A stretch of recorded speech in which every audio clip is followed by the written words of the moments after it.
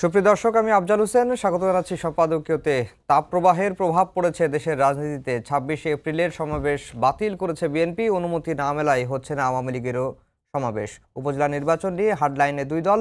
মন্ত্রী এমপির স্বজনদের সরে দাঁড়াতে গড়িমসি। বিএনপির আহ্বানেও উপজেলায় প্রার্থিতা প্রত্যাহার করছে না সাবেক বর্তমান নেতাকর্মীরা। এসব নিয়ে আমাদের আজকের সম্পাদকীয় রাজনীতিতে শৃঙ্খলা। আর এ নিয়ে আলোচনার জন্য স্টুডিওতে উপস্থিত আছেন মোস্তফা ফিরোজ, সম্পাদক voice Bangla; barrister Shamim Haider Patwari, presidium সদস্য জাতীয় পার্টি; রাশেক রহমান, আওয়ামী লীগ নেতা। দর্শক, আপনারা এই আলোচনায় অংশ নিতে পারেন, এজন্য আপনাদের ফোন করতে হবে টেলিভিশনে দেখানো নম্বরে। এছাড়া ফেসবুকের মাধ্যমেও আপনাদের মন্তব্য পাঠাতে পারেন। আলোচনা শুরুর আগে জেনে নেব প্রধান শিরোনামগুলো। সবুজ দেশে মরুর তাপ, ভয়াবহ গরমে গ্রাম শহরে ওষ্ঠাগত প্রাণ। সতর্কতা বাড়ল আরও ৩ দিন। হিট স্ট্রোকে আরও ৩ জনের মৃত্যু। বৃষ্টির জন্য ইস্তিসকার নামাজ। যুদ্ধের অস্ত্র না কিনে জলবায়ু পরিবর্তন মোকাবেলায় অর্থ ব্যয় করলে রক্ষা পেত বিশ্ব। ন্যাপ এক্সপোতে প্রধানমন্ত্রী। নিজস্ব সম্পদ নিয়েই লড়ছে বাংলাদেশ। রাষ্ট্রীয় সফরে ঢাকায় কাতারের আমির। বিমানবন্দরে লাল গালিচা সংবর্ধনা। বাংলাদেশের সঙ্গে মুক্ত বাণিজ্য চুক্তি করতে আগ্রহী দেশটি। উচ্চ পর্যায়ের প্রতিনিধি দলের বৈঠক। অব্যাহতি দেওয়ার পরদিনই কায়সার কামালকে এক হাত নিলেন খোকন। বললেন আওয়ামী লীগের এজেন্ট। দল থেকে বহিষ্কারের দাবি। ভাঙনের মুখে বিএনপির আইনজীবী ফোরাম।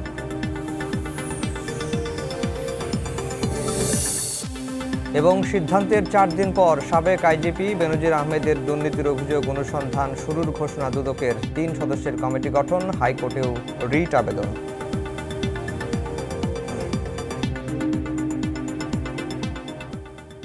দর্শক, শিরোনাম শুনছিলেন। আমরা আজকের আলোচনার বিষয় দিয়েছি রাজনীতিতে শৃঙ্খলা। এছাড়া সমসাময়িক নানা বিষয়গুলো নিয়েও আমরা কথা বলবো। শুরুতে মোস্তফা ফিরোজ ভাই, আপনাকে দিয়ে আলোচনা শুরু করতে চাই। মন্ত্রী এমপিদের যারা ঘনিষ্ঠ তারা যেন নির্বাচনে থেকে সরে দাঁড়ান, এমন একটি নির্দেশনা আওয়ামী লীগের তরফ থেকে দেওয়া হয়েছে। আজকে প্রথম ধাপের নির্বাচনের মনোনয়নপত্র প্রত্যাহারের শেষ দিন ছিল। এখন পর্যন্ত কাউকে সরে দাঁড়াতে দেখা যায়নি বা এ ধরনের কোনো তথ্য গণমাধ্যমে আসেনি। এবার এই প্রথম ধাপের মোটামুটি ২৫ জনের মতো মন্ত্রী এমপির স্বজন আছে, এ ধরনের তথ্য গণমাধ্যমে আসছে। এই যে তৃণমূলকে একটি নির্দেশনা হার্ডলাইন বা আওয়ামী লীগের তরফ থেকে দেওয়া হলো, আওয়ামী লীগের তৃণমূল পর্যায়ে সেটি বাস্তবায়ন হচ্ছে না। অন্যদিকে বিএনপির ক্ষেত্রেও ঠিক একই ধরনের অবস্থা দেখা যাচ্ছে যে বিএনপির সাবেক বর্তমান বহিষ্কৃত ৪৫ জন নেতা উপজেলা নির্বাচনের প্রার্থী হয়েছেন, তাদেরকেও কিন্তু দল থেকে সিদ্ধান্ত জানানো হয়েছে, তাদেরকেও প্রত্যাহার করতে বলা হয়েছে যারা।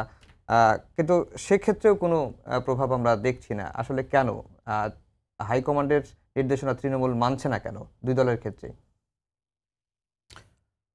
আসলে বলতে গেলে আসলে না মানাই উচিত।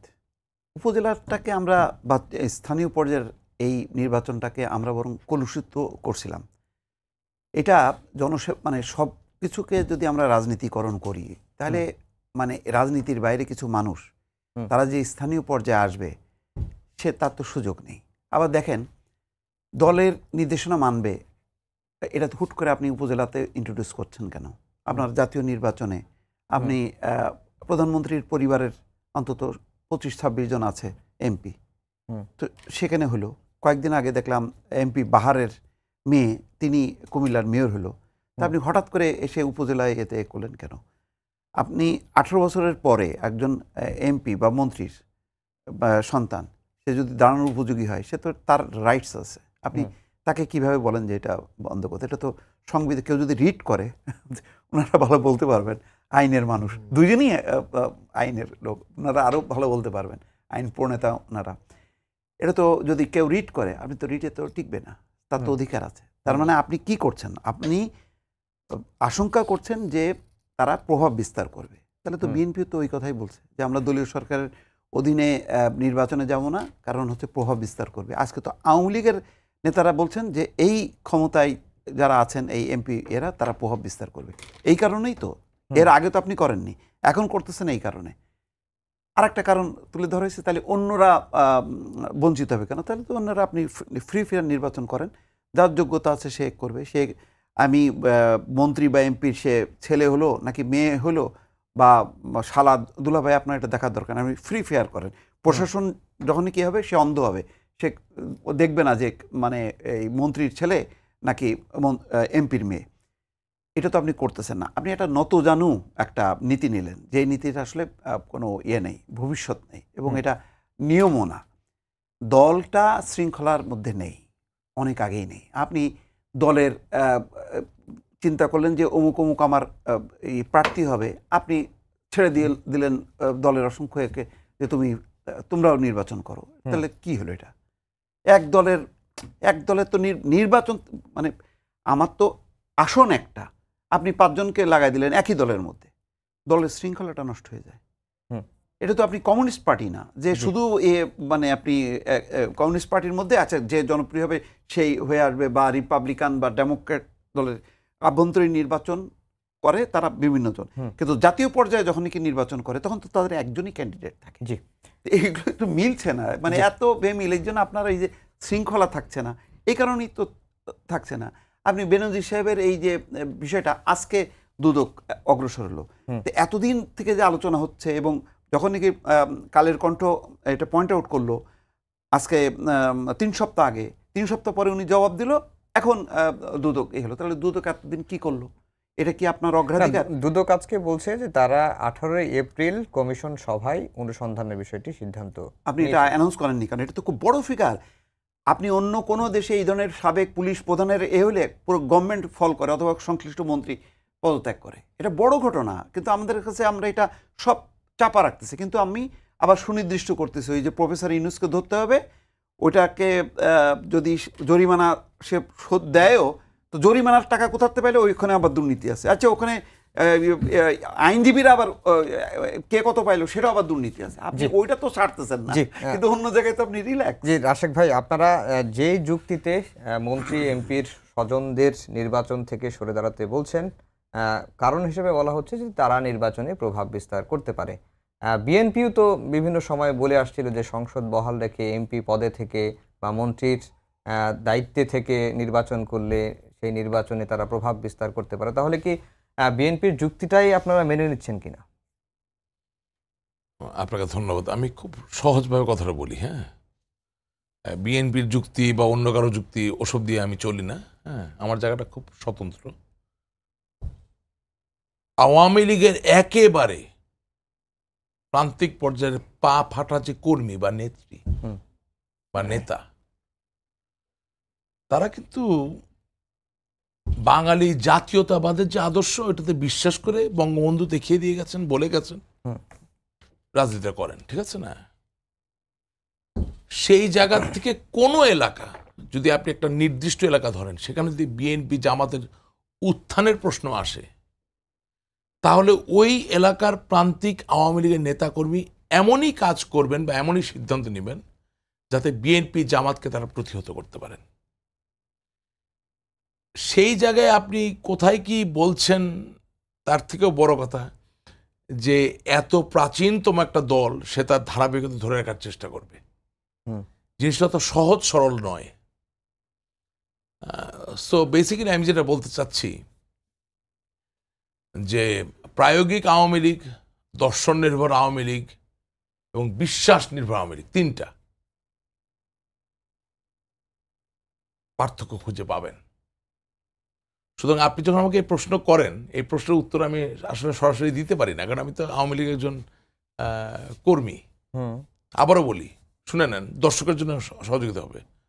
দর্শন নির্ভর আওয়ামী লীগ, প্রায়োগিক আওয়ামী লীগ, আরেকটা কি বিশ্বাস নির্ভর আওয়ামী লীগ, এটাকে মাথায় রাখতে। এবং দেখেন, আজকে শামীম হায়দার পাটোয়ারি ভাই এখানে আছেন, আই রিয়েলি লাইক হিম, যদি উনি অন্য দলের সদস্য ছিলেন।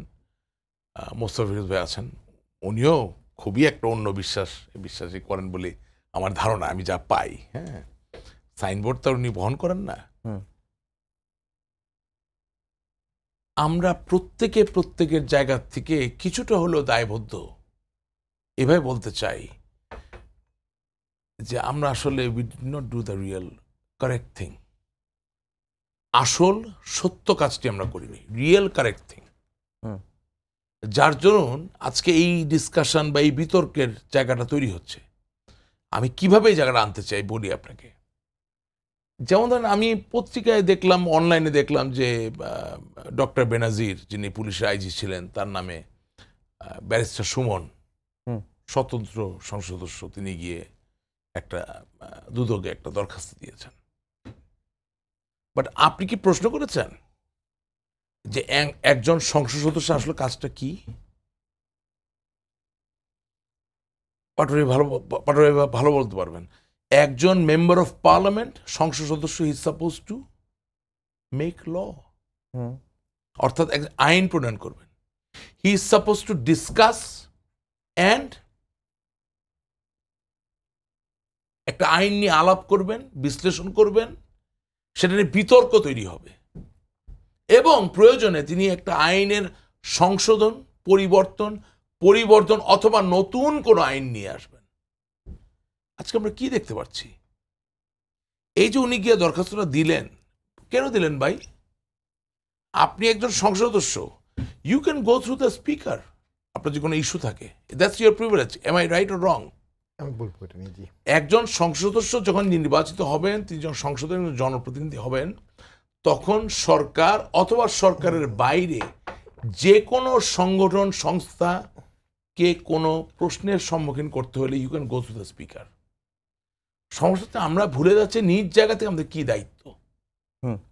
পৌর কর্পোরেশনের যিনি জমাদার, তার যে কাজ আর সংসদ সদস্যের যে কাজ এক হতে পারে না। অর্থাৎ কেউ মলমূত্র বর্জ্য থেকে আমাদের মুক্ত করবেন, পরিষ্কার করবেন, এই কাজ কি আমার হবে? আমি যে সংসদ সদস্য হই। ব্যারিস্টার পাটোয়ারি উনি সংসদ সদস্য ছিলেন, একবার ছিলেন না দুইবার ছিলেন? দুবার ছিলেন। ওনার কাজ কি সিটি কর্পোরেশনে ভোরবেলা 5টার সময় যিনি বর্জ্য পরিষ্কার করেন? No, not at all. Yes, আমাদের একটা জায়গায় কমন গ্রাউন্ড আছে। যিনি সিটি কর্পোরেশনের জমাদার হবেন, salute to him or her, তাকে আমি অভিনন্দন জানাই। তার কাজ মানুষের জীবনকে সুন্দর করা। ঠিক একইভাবে ব্যারিস্টার পাটোয়ারি যখন এমপি হবেন, তার কাজও মানুষের জীবনকে সুন্দর করা। কিন্তু জীবনকে সুন্দর আপনি কিভাবে, কোন ক্ষেত্রে, কোন পদ্ধতিতে করবেন, সেই জায়গাটা তো আমরা ঠিক করি নাই এবং সেই দায়িত্ব আমরা পালন করছি না। অ্যান্ড আনফর্চুনেট আমার কাছে বলতে হয়, আমিও কম বুঝি, কম বুঝার জায়গা থেকে বলি যে আমরা আসলে বেশি গভীরে যেতে চাই না এবং কার কোথায় কোন দায়িত্ব, বাবার কি দায়িত্ব, মার কি দায়িত্ব, ভাইয়ের কি দায়িত্ব, বড় ভাইয়ের কি দায়িত্ব, মেজো ভাইয়ের কি দায়িত্ব বুঝতে চাই না। শুরু করে দিলাম ভাই, বুঝলেন কথাটা? যার ধরুন এই যে যতগুলো প্রশ্ন তুলেছে এগুলো এসেছে। এখন আপনি যদি আমাকে বলেন আপনার এই 36 মিনিটের অনুষ্ঠানে এই এতগুলো প্রশ্নের উত্তর দিতে, it would be very difficult for me. And I am telling you one thing, এই যে উপজেলা নির্বাচন, মোটা দাগে সহজ সরল ভাষায় বলে দিতে চাই, যেখানে জামাত বিএনপি তার নিজের অস্তিত্বকে টিকিয়ে রাখার জন্য যেই গেম দেওয়া দরকার, যে খেলা দেওয়া দরকার, সেটা তারা দিচ্ছে। এবং এটা ওই যেটা মোস্তাফিজ ভাই বললেন যে কিছুদিন আগে এটা একটা প্রতীক নির্ভর নির্বাচন ছিল, সেই জায়গায় কিছু কিছু ক্ষেত্রে আমরা হয়তোবা তার ফাঁদেও পড়ছি, বেশিরভাগ না কম ক্ষেত্রে সেটা অন্য বিষয়।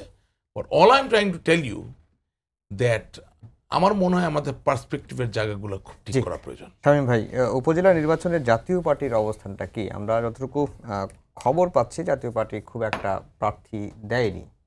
আর আর যে বেনজির আহমেদের প্রসঙ্গে যেটি বললেন রাশেক ভাই, যে ব্যারিস্টার সুমন তিনি একজন স্বতন্ত্র সংসদ সদস্য, তিনি দুদকে যে আবেদনটি করেছেন এটি তার কাজ না। জি, ধন্যবাদ। আমি সেটা বলিনি। না, ওটা বলিনি, মানে উনি সংসদে যেতে পারতেন। আমার যতটুকু মনে পড়ে, ব্যারিস্টার সুমন কোর্টে একটা রিট করেছিলেন, সেখানে কোর্টই বলেছিল যে এগুলো আপনারা চাইলে দুদকের অভিযোগ দিতে পারেন, দুদক কাজ না করলে তখন আমরা দেখব। এখন ব্যারিস্টার সুমন দুদকে অভিযোগ দিয়েছে, দুদকে যে কেউ অভিযোগ দিতে পারে, এটাতে কোনো সমস্যা নেই। ব্যারিস্টার সুমন একজন সমাজের প্রতিনিধি হিসাবে দিয়েছে, ব্যারিস্টার হিসাবে দিয়েছে, এবং দুদকের একটা প্রভিশনও আছে, নাম পরিচয় গোপন রেখে কিন্তু ওরা তদন্ত করতে পারে।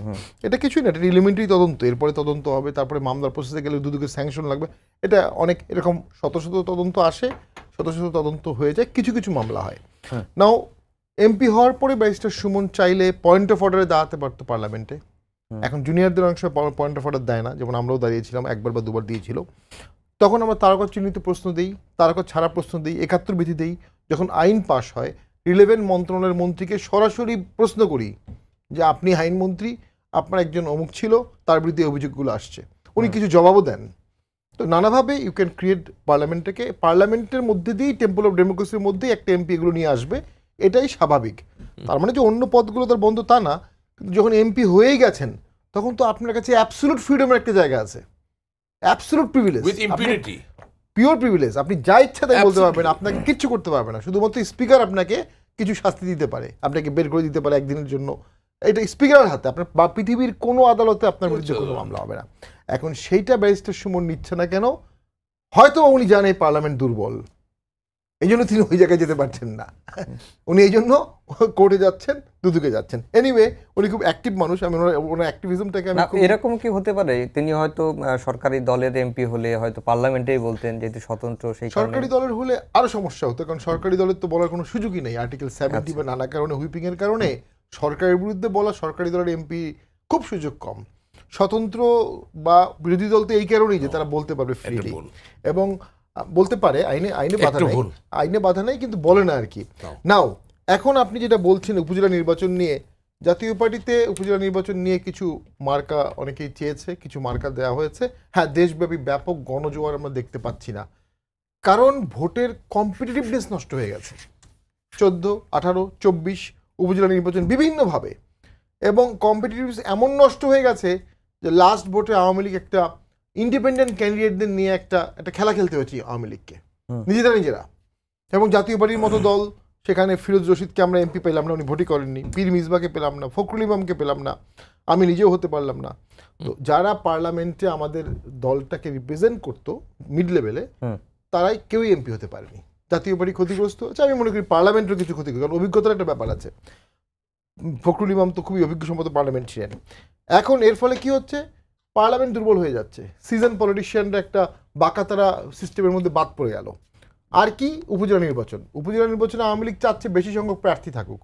এখন যদি এমপি বা মন্ত্রীর একজন ভাগনা, শ্যালক বা অন্য কেউ থাকে, তাহলে আর কেউ সেখানে ভোট করবে না। এই যে আর কেউ ভোট করবে না, এখান থেকে আওয়ামী লীগ একটা কাঁচা অ্যাপ্রোচ নিয়েছে যে স্বজনরা, এই যে এটা কিন্তু ফিরোজ ভাই রাইটলি বলেছেন, আপনি সাংবিধানিকভাবে বলতে পারেন না যে আপনি ভোট করবেন না। মন্ত্রীর স্বজন বলতে পারে যে আমি আওয়ামী লীগই করি না, আমি অন্য দল করি, আমি ভোট করবো, আপনার সমস্যা কি? এখন দলীয়ভাবে সেটা আওয়ামী লীগ নিয়ন্ত্রণ করতে, অর্থাৎ কোথায় চলে যাচ্ছে পারভার্সনটা, নিজের দলের মন্ত্রী এমপিকে বলতে হচ্ছে তোমার ভাগনা, ভাতিজা, ওয়াইফ, স্বজন দিবা না, নতুন কেউ আসুক। অর্থাৎ এই প্রেক্ষাপটে নতুন কেউ রাজি হচ্ছে না, আওয়ামী লীগের ভিতরে রাজি হচ্ছে না, আওয়ামী লীগ করে রাজি হচ্ছে না, মার্কা ওঠানোর পরও। তার মানে ভোট করা মানে কি এখন?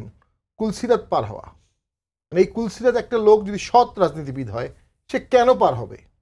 তার কি প্যাকেজ আছে, তার কি ইনসেন্টিভ আছে, তার কি এম্পাওয়ারমেন্ট আছে, এবং কি রিস্ক আছে? সবকিছুর পরেও দেখা যাবে সে ভোট হতে পারবে না, প্রশাসন তাকে হতে দেয়নি, ভোটে প্রশাসনের হিউজ ইনফ্লুয়েন্স থাকে।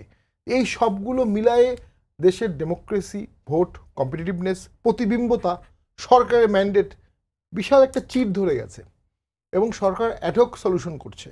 জি, অ্যাডহক সলিউশনে তো এত বড় সমস্যার সমাধান হবে না। জি ফিরোজ ভাই, ব্যারিস্টার সুমনের যে অভিযোগটা দেয়া দুদকে, সেটি নিয়েই কথা বলছিলেন। রাশিক ভাই বললেন যে এটি স্পিকারের মাধ্যম দিয়ে হলে বিষয়টা ভালো হতো, আর যেটি সময় দেননি বলতে পারেন, ঠিক কথা। হ্যাঁ, আপনি বলবেন আবার এই বিষয়টা নিয়ে যদি আপনার মন্তব্য একটু জানতে চাই। না, সেটা হয়তো টেকনিক্যাল বিষয়, কিন্তু তারপরও উনি ওনার আগের যেই গদটা, সেই গদে উনি এগোচ্ছেন। আসল কথা হলো পার্লামেন্ট হোক আর দুদকে হোক, বিষয়টা রেইজ করা। উনি একটা কথা বলছেন যে আমি আমেরিকায় ছিলাম, আমি দেখলাম যে এরকম একটা ঘটনা, কেউ কোনো কথা বলছে না। আপনি দেখেন এতগুলি আমাদের মিডিয়া এটাকে সাবজেক্ট করে কেউ কিন্তু আলোচনায় আসলো না। আপনি দেখেন এর চেয়ে অনেক ছোটোখাটো বিষয় সাবজেক্ট নিয়ে আলোচনা হচ্ছে।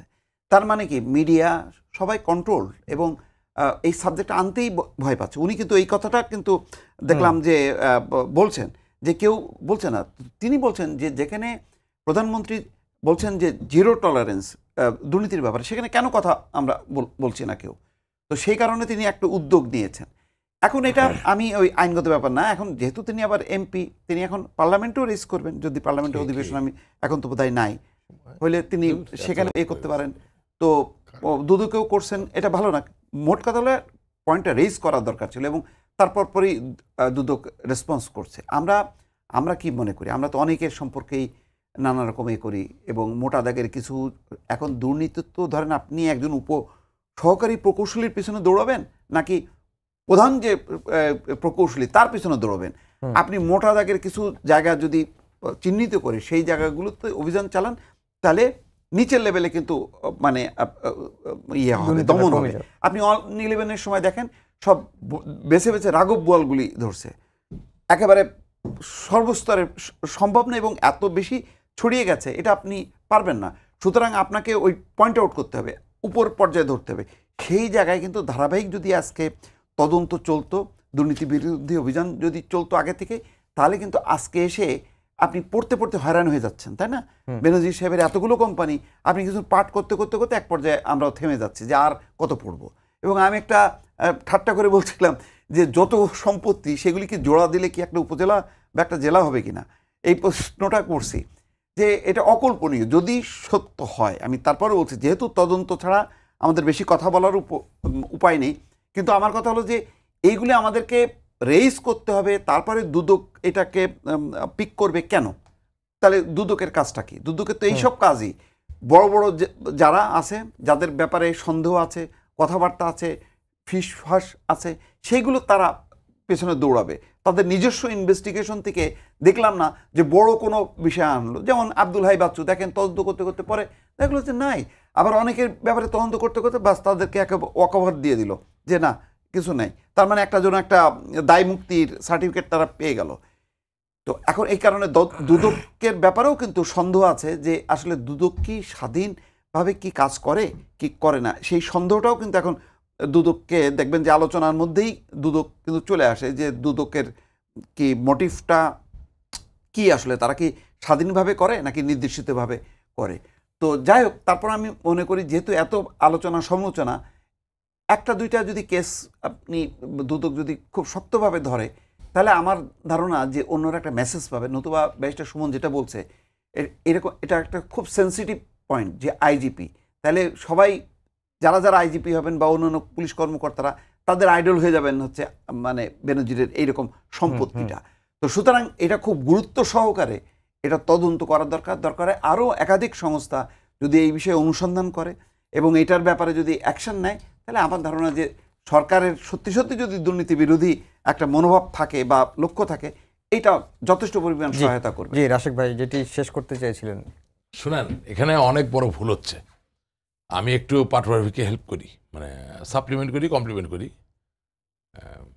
আই রিয়েলি লাইক হিম এবং মোস্তফাকে হেল্প করি। হচ্ছে দেখেন, আমরা আজকে যে আলাপটাতে বসেছি, আপনি মিথ্যা বলবেন না, এটা তওরাত মানে মুসা আলাইহিস সালামের 10 কমান্ডমেন্টস যেটা বলে, সেখানে যেমন বলা ছিল, হযরত ঈসা আলাইহিস সালাম অর্থাৎ জিসাস ক্রাইস্ট তার বাইবেল বা ইনজিলও বলা ছিল।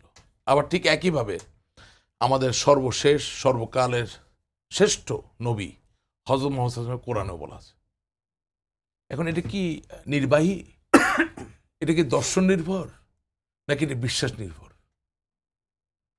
এই আলোচনায় যাওয়ার আগে আমি ওই জায়গায় বলতে চাচ্ছিলাম, it's not a question of barrister Suman. আমার প্রশ্ন ছিল অন্য জায়গায়। এটা আর্টিকেল 70-কে কোনোভাবে ভায়োলেট করেন, totally wrong. Article 70 and 71 is absolutely connected with the fact of formation of the government and the treasury bench. এখানে কোনো একজন আইজি ছিলেন আগে, তিনি কিছু একটা করছেন, সেটা আর্টিকেল 70 কোনো সম্পর্কই নাই। আমার প্রশ্ন অন্য জায়গায়। Barrister Suman, barrister Kuman, barrister Jhuman, barrister Puman, হ্যাঁ, ব্যারিস্টার তামন, বিভিন্ন নামে আপনি ধরেন না, এমপি, তার কাজটা কি? তার কাজটা হচ্ছে টু রেফিউট দ্য এক্সিস্টিং ল। অর্থাৎ একজন পুলিশের আইজি হোক, একজন পুলিশের কমিশনার হোক, ইনকাম ট্যাক্সের কমিশনার হোক, ইনকাম ট্যাক্সের এনবিআর এর সদস্য হোক, অথবা অন্য যে কোনো জায়গার, আমি জাস্ট কথার কথা বলছি, তার দুর্নীতিকে রহিত করার জন্য আইনে কি বৈজ্ঞানিক প্রায়োগিক বুদ্ধিদীপ্ত পরিবর্তন দরকার, তা তিনি বক্তব্যের মাধ্যমে বলতে পারেন, তা তিনি লিপিবদ্ধভাবে লিখিতভাবে বলতে পারেন, এবং লেখার সময়, বক্তব্য দেওয়ার সময় অস্তিত্বে যে আইন আছে সেই আইনের সাথে নিজের তর্ক বিতর্ক তৈরি করে, যেটাকে বলে রেফিউট করা, তিনি মাননীয় স্পিকারের উপস্থাপন করতে পারেন। এটা ওনার কাজ। অর্থাৎ সমাজকে অস্থির করা ওনার কাজ নয়, সমাজকে স্বস্তি শান্তির মধ্যে দিয়ে সামনে এগিয়ে নিয়ে যাওয়া তার কাজ। That's what I wanted to point out. All I am trying to tell you that if you're a member of parliament, you have certain privileges and you have certain rights. যেটা পাটোয়ারি কিন্তু স্বীকার করলেন। And you have to be dignified. You have to be, how would I say, আপনাকে খুব ধীর স্থির হতে হবে এবং সেটা নিয়ে এগোতে হবে। না হলে হবে কি, মোস্তাফিজ যা বলছেন আমি কিন্তু ওনার সাথে রিফিউট করছি না, কোনো দ্বিমত নাই, কিন্তু সমাজটা অস্থির হয়ে যাবে, এটা করা যাবে না। যিনি আইন প্রণেতা তিনি তার নিয়ম, তিনি তার পদ্ধতির মধ্যে দিয়ে যাবেন। অর্থাৎ একজন বন সংরক্ষকের MLSS তিনি যেভাবে অভিযোগ দিবেন আর একজন সংসদ সদস্য যেভাবে দুটো একরকম হতে পারে না। আপনি কি বুঝতে পারছেন আমি কি বলতে চাইছি? MLSS বাংলা মানে পুরনো বাংলা, যেটা আমি পছন্দ করি না, সেটা হচ্ছে পিয়ন। অর্থাৎ একজন বন সংরক্ষক, তার পিয়নের অভিযোগের যে প্রক্রিয়া পদ্ধতি তার সাথে আমার সংসদ সদস্যের যে প্রক্রিয়া পদ্ধতি, এটা একরকম হতে পারে না। এটাকেই বলা হয় আইনের শাসন। সেই জায়গায় আমার বক্তব্য শুরু হয়েছিল। এটা গেল এক। 2 নাম্বার দেখেন, মেহজাবিন হাশিম নামে একজন ভদ্রমহিলা, তিনি ব্যাগ বানান, লেদারের চামড়ার ব্যাগ বানান। কোন দেশের চামড়া? বাংলাদেশের। তিনি অভ্যন্তরীণ মার্কেটের জন্য বানান। আমি কিন্তু জাতীয়তাবাদের কথা দিয়ে এসেছিলাম। অর্থাৎ আপনার আমার রাজনীতি, আপনার আমার ব্যবসা বাণিজ্য, আপনার আমার পদ্ধতি প্রক্রিয়া সবকিছু এমন একটা জায়গায় দাঁড়াবে যে বাংলাদেশের বাইরে আমরা নিয়ে যেতে পারি। অর্থাৎ এই যে আমাদের প্রক্রিয়া, এই যে আমাদের পদ্ধতি, এই যে আমাদের কাজ, এটা বাইরে নিতে হবে। কারেক্ট? সো ঠিক একইভাবে আপনার সংসদ যে কাজ করে তার কাজের যদি আমরা লিপিবদ্ধ করি, এটাকে যে বাইরে উপস্থাপন না করতে পারি, আপনি কি সম্মান পাবেন? পাবেন না। আপনি উপজেলা চেয়ারম্যান নির্বাচন নিয়ে শুরু করেছেন, আমি ভাই এটার ভিতরে নাই। আমি ভাই স্থানীয় নির্বাচন কাজ করি না, আমি জাতীয় নির্বাচন। আমি বলতে চাচ্ছি আমার একজন মিনিস্টার, আমার একজন MP, আপনি, আমরা সবাই এমন সব কাজ করবো যেটা সারা পৃথিবীর জন্য উদাহরণ হতে পারে। অর্থাৎ আমাদের চাওয়া পাওয়ার জায়গা, আমাদের একটু এগিয়ে যাওয়ার জায়গা। হ্যাঁ, বঙ্গবন্ধু কন্যা জননেত্রী শেখ হাসিনা বাংলাদেশের নেতৃত্ব দিচ্ছেন, এটা অনুকরণীয়, এটা নিয়ে কোনো সন্দেহ নাই। কিন্তু আর যারা আছেন কি করতেছেন, এটা তো আমাদের একটা আলাপে আনতে হবে, দরকার। এবং সবশেষে বলতে চাই, ব্যারিস্টার পাটোয়ারি উনি জনপ্রিয় কি জনপ্রিয় না সেই বিচারে না গিয়ে আমি শুধু একটা কথা বলতে চাই, বাংলাদেশের গণতন্ত্রের অপূরণীয় ক্ষতি করেছেন মিস্টার GM কাদের। এত বেশি খেলেছেন যে তার দলে বা তার দলের বাইরেও যারা জনপ্রিয় ছিলেন সবার 12টা থেকে 13টা বাজিয়ে দিয়েছেন। এখন আমি জানি না পাটোয়ারি ভাই কি বলবেন, I don't want to know, but this is my honest feeling.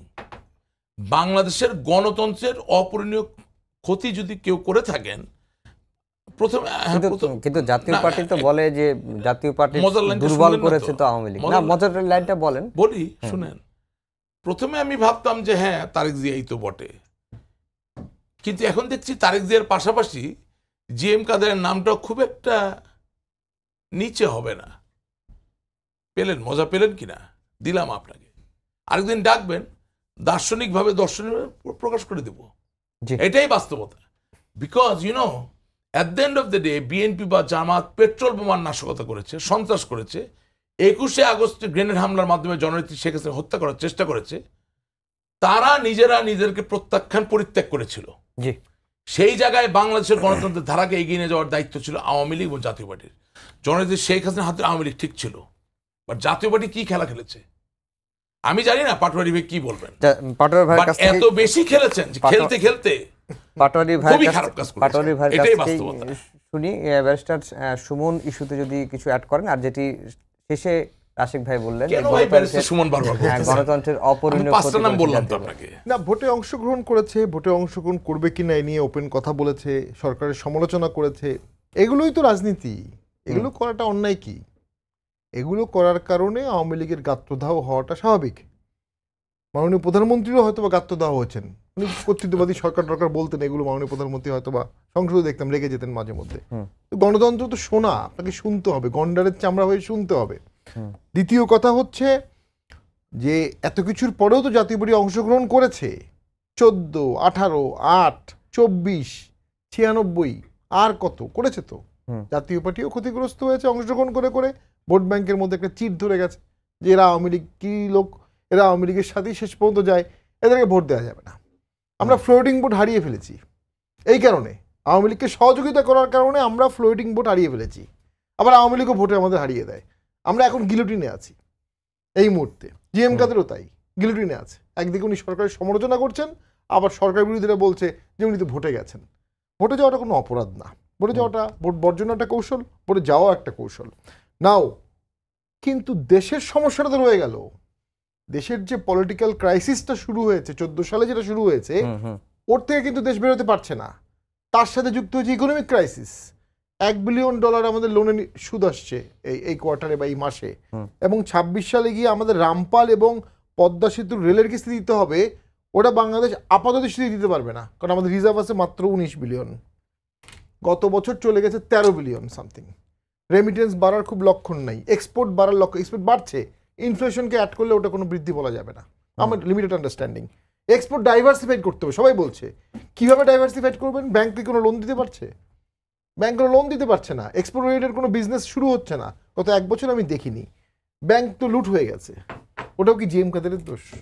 দেশের ব্যাংকে টাকা নাই, উনি এই কথাগুলো বলেছিলেন। তবে হ্যাঁ, আমি এটাও স্বীকার করবো যে যে দেশের ফলটা অনেক আগেই হতো, মাননীয় প্রধানমন্ত্রী খুব শক্ত হাতে ফলটা ঠেকিয়ে রাখছেন। এটা কিন্তু আমি অর্থনীতিবিদ না হয়ে অর্থনীতির সাথে কথা বলে আমি ফিল করছি যে 1 বছর আগে একটা ফল হওয়ার কথা ছিল, 6 মাস আগে হওয়ার কথা ছিল, উনি এটা ধরে রেখেছেন, চিপে রেখেছেন। কেমোথেরাপি দিয়ে দেশের অর্থনীতি চলছে, কিন্তু ক্যান্সারটা রয়ে গেছে। ক্যান্সারটা রিমুভ করা খুবই কঠিন। অর্থনীতিবিদদের সাথে কথা বলে সেকেন্ডারি সোর্স থেকে জেনেছি, আমি তো অর্থনীতিবিদ না, যে বাংলাদেশের একটা স্থিতি ব্যবস্থা অনেক দিন চলবে। সেই স্থিতিগতার সাথে যখন নতুন লোনের কিস্তি আসবে, তখন তো ডিসরাপ্ট হবেই। সেই ডিসরাপশনের জন্য আওয়ামী লীগের প্রস্তুতি কি? দায় তো আওয়ামী লীগের, দেশ তো একদলীয়, সরকার তো একটাই, সংসদ তো একটাই সংসদ। যখন আপনি একদলীয়তে যাবেন, তখন আপনার একদলীয় দায় চলে আসবে। দিস ইজ ওয়াই এই 3-4 হাজার বছর ধরে কম্পিটিটিভনেস, ডেমোক্রেসি, পার্লামেন্ট, ডান বাম বিরোধী দল সরকার কেন আসছে? নিশ্চয়ই কারণ আছে, যে কাউকে না কাউকে দায় থেকে এখন এসকেপ করতে হবে। জি, সেই এসকেপ রুট তো আওয়ামী লীগ ইকোনমিক্যালি রাখছে না। জি ফিরোজ ভাই, আমরা শেষের দিকে চলে আসছি, আপনি যদি কোনো কিছু অ্যাড করেন। না, আমি খুব মুগ্ধভাবে শুনছিলাম দুইজনেরই বক্তব্য। এর মধ্যে অনেক বাস্তবতা আছে এবং রাশেক রহমান খুবই চমৎকার কিছু ইঙ্গিত দিয়ে গেছে। তার অবস্থান থেকে এর বেশি আসলে বলা সম্ভব না। তো সেটা যদি আমি বুঝতে পারি, তাহলে কিন্তু সত্যি আমরা এটা বিরোধিতার জন্য বিরোধিতা না, আলটিমেটলি তো ধরেন দেশ যদি ক্ষতিগ্রস্ত হয় তাহলে আমরা সবাই ক্ষতিগ্রস্ত হব। আর সবচেয়ে বড় কথা হলো যে আমাদের রাজনৈতিক প্রতিষ্ঠানগুলোকে বাঁচায় রাখতে হবে, আওয়ামী লীগ, বিএনপি, জাতীয় পার্টি, সবাইকে। কারণ আমি তো ক্ষমতায় আসবো না, তাই না? সঞ্চালকও আসবে না, আর আমার মতন সাপোষা সাংবাদিক ক্ষমতায় আসবে না। ক্ষমতায় আসবে ওই যে ওনাদেরকে বাঁচায় রাখতে হবে। তো ওনাদেরকে বাঁচায় রাখার জন্যই আমরা কিছু সমালোচনা। আপনি ক্ষমতায় আছেন ভাই, হ্যাঁ আছেন, আপনি ক্ষমতায় আছেন। আচ্ছা, যাক, ওনাদেরকে এই জন্যই আমাদের প্রত্যাশার জায়গা থেকে আমরা সমালোচনাগুলো করি। এবং যে ইঙ্গিতটা পাটোয়ারি ভাই দিলেন, এটা খুবই অর্থনীতিটা খুব গুরুত্বপূর্ণ হয়ে যাবে। কিন্তু যতই আমরা রাজনীতি নিয়ে নাড়াচাড়া করি, বেনজির সাহেবের বিষয় নিয়ে নাড়াচাড়া করি, বা ওই কারিগরি বোর্ডের চেয়ারম্যান নিয়ে কথা বলি না কেন, কিন্তু ইকোনমিটা খুব ইম্পর্টেন্ট। আমরা আমাদের যেই পরিমাণ লোন আস্তে আস্তে বাড়বে, তার সাথে মিলায় যদি আমাদের রেমিটেন্স বা বৈদেশিক আয় যদি না বাড়ে, তাহলে তখন আমরা কি হব? তখন তো আস্তে আস্তে চাই বা না চাই আমরা তো দেউলিয়ার পথে হাঁটবো। তাহলে সেই ব্যাপারে পরিষ্কার চিত্রটা কিন্তু আমার নাই, যে আজকে আমার ইনকাম এত, আমার 5 বছর পরে এত বাড়বে, তার তো আমি চিত্র পাচ্ছি না।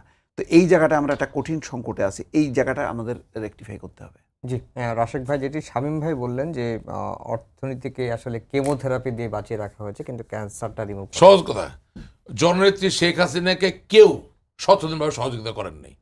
সকলে নিজের সুযোগ সুবিধার জায়গা খুঁজেছেন। ওকে, উনিও মাথা নাড়ছেন, এটা বাস্তবতা। এবং আমি বলে দিচ্ছি, জিএম কাদের সাহেবের ঐতিহাসিক যে দায়িত্ব ছিল, সেই দায়িত্ব তিনি পালন করেন নাই। কেন করেন নাই? ওনাকে ডেকে জিজ্ঞেস করবেন, এটা আমার দায়িত্ব হতে পারে না।